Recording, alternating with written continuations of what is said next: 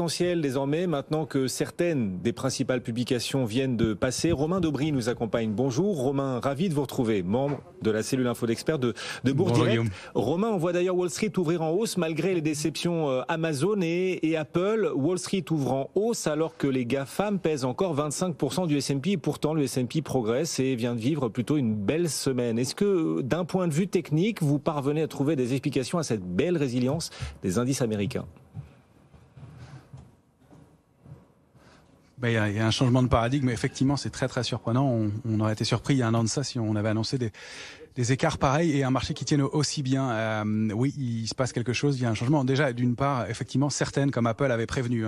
Donc elles déçoivent moins qu'attendu. On sait qu'elle avait dit qu'elle n'augmenterait pas la production de l'iPhone 14. Ça, c'est un des premiers éléments. L'autre, évidemment, c'est que d'autres secteurs sont payés. Sabrina l'expliquait à l'instant, notamment les secteurs liés à l'énergie. Ça aide beaucoup. C'est un secteur fort en ce moment et toutes les valeurs liées en profitent. C'est un des secteurs qui est d'ailleurs une grosse pondération pour nous aujourd'hui, avec une réactivation haussière sur ce secteur depuis plusieurs jours maintenant et un call important. Et puis, il y a un autre paradigme, un autre élément important qui change dans le paradigme, c'est la fin d'un cycle important. Les taux montent maintenant et donc ce sont plus les mêmes acteurs qui probablement vont leader le marché pendant les semaines ou les mois qui viennent. Et donc, il y a une rotation importante qui se met en place et probablement plus de stock picking à faire à court terme, de bien distinguer les dossiers. Et effectivement, si des dossiers comme Meta nous paraissent compliqués pour les mois et probablement les années qui viennent, il y a peut-être des choses à faire encore sur certaines techs, mais ce ne sera pas les secteurs qu'on va privilégier. Il se passe quelque chose du côté des cycliques aussi notamment.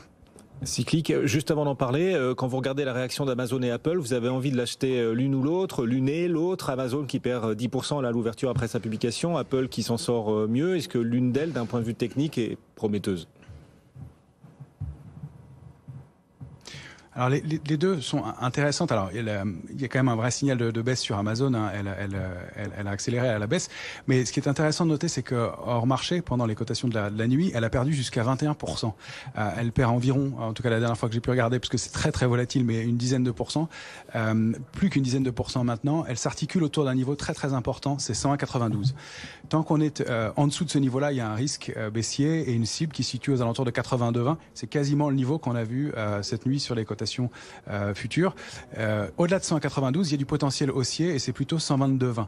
Sur le moyen long terme, Amazon en baisse de 20%, ça paraît être vraiment un point d'entrée intéressant et manifestement, il y a des opérateurs qui ne s'y sont pas trompés et qui l'ont repayé déjà cette nuit.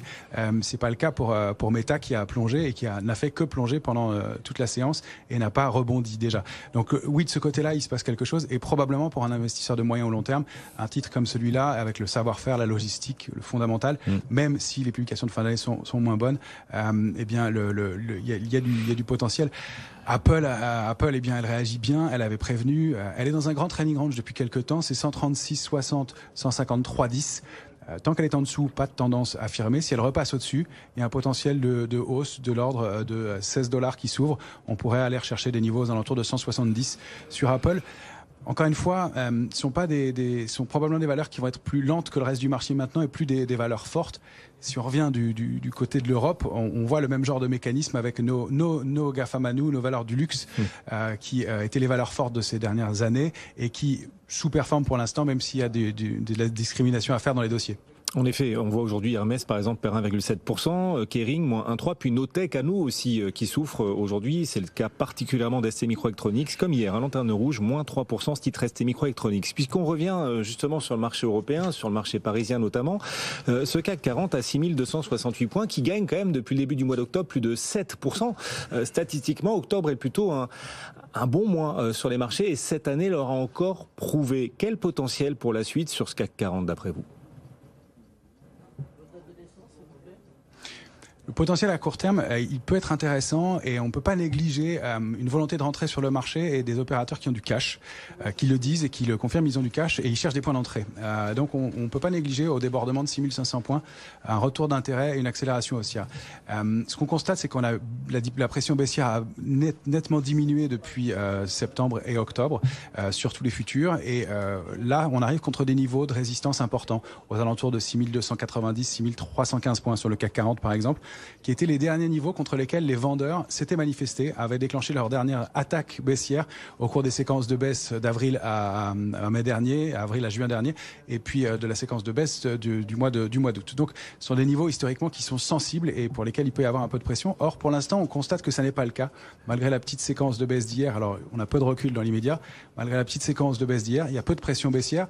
La position ouverte, le nombre de contrats futurs a même diminué sur le S&P et sur l'Eurostoxx de 1,5%. Il a augmenté un peu sur le futur CAC 40, c'était assez léger. Donc, un peu de bagarre et un peu de pause après une accélération aussi importante, mais le potentiel reste, à mon sens, intéressant. C'est plutôt en stock picking qu'on va regarder les choses à court terme, mais on n'exclut pas la possibilité d'un rallye qui se mette en place, qui a déjà commencé, qui se poursuive. On voit que le marché replie peu, qu'il est très très solide, on le constate malgré des mauvaises publications, puis qu'il y a de bonnes publications aussi, et il y a des choses fortes qui se passent sur pas mal de titres et des valeurs fortes du CAC 40 et d'autres. En plus, on a un ratio de couverture qui montre que les opérateurs sont toujours prudents, moins mais toujours prudents, et avec surtout un peu plus d'options d'achat. Ça signifie un peu plus d'agressivité et ça reste dans une zone de prudence. On le constate d'ailleurs sur le VIX, là c'est l'indice de la peur, l'indice du stress aux États-Unis, qui est repassé sous 28 pour 2 clôtures et qui se maintient sous ce niveau-là pour l'instant. Alors il faudra qu'il le confirme encore en fin de semaine. Et on rappelle qu'il a un gap à combler ce VIX. Le VIX comble tous ces gaps et un gap aux alentours de 21,50. Donc un potentiel haussier et une détente qui pourrait se mettre en place, qui ont l'air de se confirmer. Oui. Reste qu'on a le rendez-vous de la Fed la semaine prochaine, et ça va être un pivot important, bien entendu, qui va confirmer ce qu'on pressent pour l'instant. Mais donc, un potentiel haussier de l'ordre de 6500 points sur l'indice parisien, tant qu'on est au-dessus de la zone 5975-6050, on a de bonnes chances d'aller chercher ce niveau-là, et puis surtout beaucoup de choses à faire en stock picking. En effet, Danone aujourd'hui annonce ses résultats, le titre gagne 3%, Danone qui relève même ses objectifs financiers pour l'année, c'est pas le seul, hein. On voit aussi Sanofi réviser légèrement à la hausse sa prévision de bénéfices nets par action, et Sanofi donc qui gagne 2,4%. Ben voilà, hein, ces publications sont plutôt encore une fois plus souvent au-dessus des attentes qu'en dessous. Et puis Airbus, encore mieux, plus forte hausse aujourd'hui, plus 3,5%. Romain, techniquement, des raisons qui expliquent cette hausse, le fait qu'Airbus surnage, surperforme par rapport aux autres valeurs? Effectivement, un secteur qui est en train d'être qui surperforme depuis quelques temps, des publications au-delà du consensus, et un secteur qui repart et qui était en retard. On a un gros mouvement qui se met en place en Europe, et ça c'est à surveiller aussi. Probablement, on va confirmer sur la plupart des grands indices européens, le DAX, l'Eurostoxx ou le CAC 40, ce qu'on appelle des avalements haussiers mensuels. C'est-à-dire que la bougie du mois d'octobre est en train d'englober la bougie du mois de septembre. Ça donne un signal haussier assez fort en bas de marché, et ça on l'a pas eu depuis très longtemps, et ça de façon harmonieuse et coordonnée sur tous les indices. Donc il y a effectivement du potentiel haussier qui se met en place, et ces secteurs-là et ces valeurs-là et les secteurs de l'aviation en profitent. Airbus au-delà de 108 pourrait accélérer et donc aller chercher une cible aux alentours de 130. Elle déborde une ligne de tendance baissière qui est active depuis plus d'un an maintenant, avec une longue période d'accumulation en dessous, donc du potentiel et des volumes qui s'étoffent. C'est la même chose pour Safran, qui publie très bien et qui confirme, elle est en train de déborder le niveau de 112,40, et elle s'offre un potentiel de hausse qui pourrait l'amener jusqu'à 138,80. Il y a d'autres valeurs comme ça, comme Michelin. Michelin, pareil, cas symptomatique du contexte actuel. Elle publie, le jour des publications, elle baisse assez fortement, elle perd plus de 6% en séance, et elle se reprend en fin de séance, et elle finit par déborder ses niveaux de clôture pré-publication. Donc il y a manifestement des grosses mains qui trouvent que le contexte est propice à une accumulation, à entrer sur des titres, mais pas sur les mêmes, pas sur les plus fortes.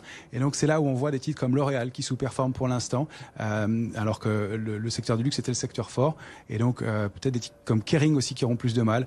Il y a peut-être encore de belles histoires pour Hermès ou pour LVMH, mais c'est plus difficile pour les autres. Et donc Michelin, eh bien au-delà de la première cible, elle est proche, c'est 26-18, mais au-delà de ça, on a une cible qui se situe à 28, et puis ensuite 30-70 qui sont des niveaux importants.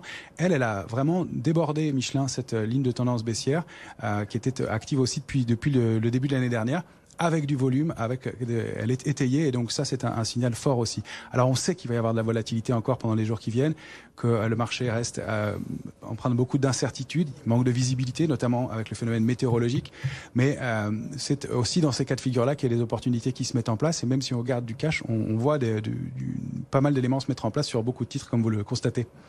Romain Daubry en direct avec nous. Un tout dernier mot sur les petites et moyennes valeurs. Alors on voit BIC souffrir particulièrement aujourd'hui parce que l'inflation, les marges de BIC se dégradent en raison de l'inflation.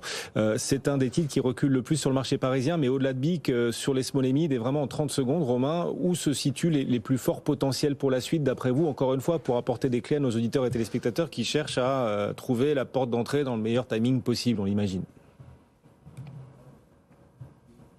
Je vous en cite 5, probablement les meilleures configurations, celles qui sont fortes. Pas des recovery, il y a Trigano, Imeris. On est re-rentré, nous, sur Manitou, avec une cible à 23,10. Il y a Veralia, avec une cible à 33,30, qui donne un très beau parcours. Et puis Interparfum, qui a très bien publié aussi, et pour laquelle la cible se situe aux alentours de 60. Donc, pas mal de choses à faire aussi. Du côté des small et mid, le Russell 2000, des petites capitalisations US, vient de former probablement un double bottom. C'est aussi un signal fort dans ce marché. Romain Daubry depuis Bourse Direct en direct avec nous. Merci beaucoup. Romain, est intéressant de